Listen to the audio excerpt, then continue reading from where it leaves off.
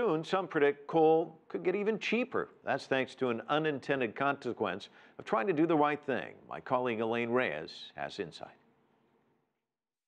The Chinese government is determined to reduce smog and pollution as a whole. Ambitious plans now in action for the world's top energy consumers. China and the United States recently announced a joint plan to tackle climate change.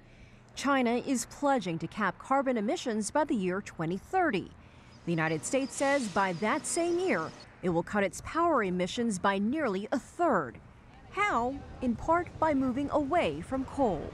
By setting these standards, we can actually speed up our transition to a cleaner, safer future. More than 40% of the world's electricity is still produced from coal. Climate advocates hope that action by China and the United States will encourage the rest of the world to use less too. But some experts are now warning the opposite could happen. Writing in the journal American Association for the Advancement of Science, German economist Ottmar Edenhofer explained the price of coal-based electricity generation remains much lower than that of renewable power. And he wrote, a reduction in coal demand in one region reduces world market prices, incentivizing an increasing demand in other regions.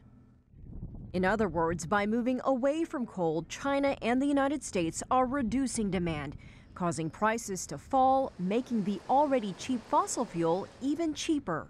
Coal can be a stopgap arrangement for the time being. There is no doubt that we need to keep on investing in renewable energy sources. Well, while we do that, what we should be doing at the same time is to reduce our dependency on fossil fuel-based power generation. Alternative sources of energy like wind and solar are still much more expensive than coal. To produce 1 megawatt hour of energy, coal costs $50, wind $70, and solar $80. Still, solar and wind projects are booming.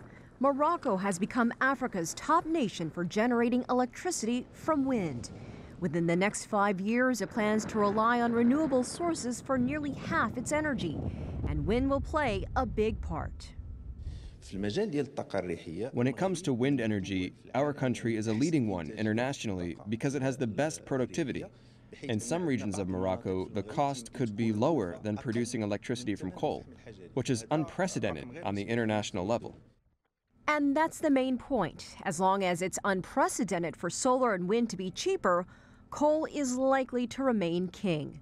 Many experts say what are needed are subsidies and incentives for developing countries to bring down the cost of clean energy. So, Mike, you see the cycle. We'll just have to see what happens down the road.